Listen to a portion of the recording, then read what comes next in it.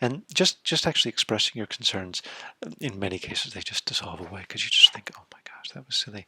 Now, that's not to say that there are not legitimate concerns, So you say, what if I die?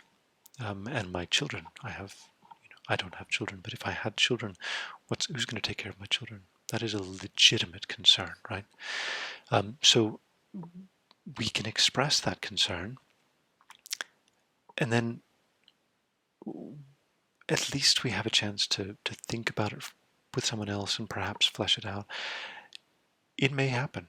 It is a realistic concern. So what is the preparation? Do my children need a godparent? Something like that. Do I need to write a will? Do I need to talk to my children about what might happen, etc.? There may be very practical things that we do, and the people that we're talking to, that might allow them to share that they have the same concern. Right? And there is something incredibly powerful about the bonding that happens when two people share a common concern. All of a sudden we are stuck in this together, and you've just made a best friend. That person, they may have been the most annoying person in your office, some distant coworker, but you shared with them that you were wondering what would happen to your children if you die.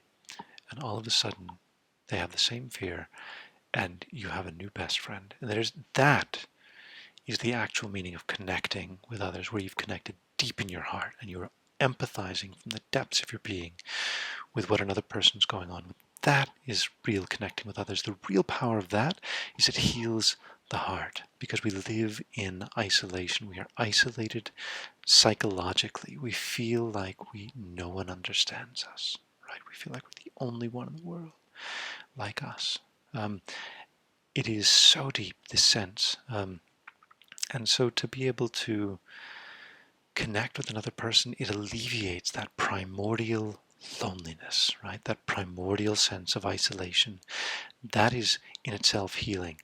I promise you, if you have that experience, you could die peacefully, because you're dying in a state of love at that time.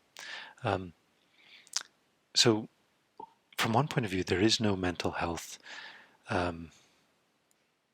shift more powerful than actually connecting with others from the depths of your heart.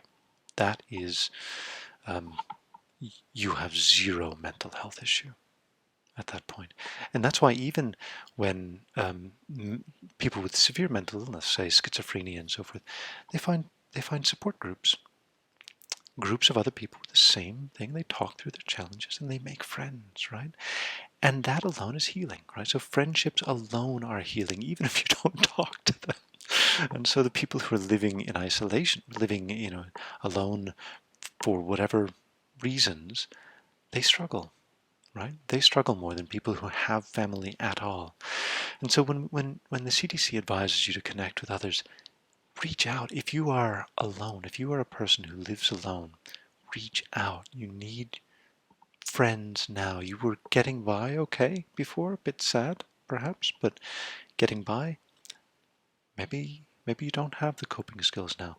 Meet your neighbors, reach out to your neighbors, find on the internet support groups, people to talk to, kind communities. So this is the power of connecting with others.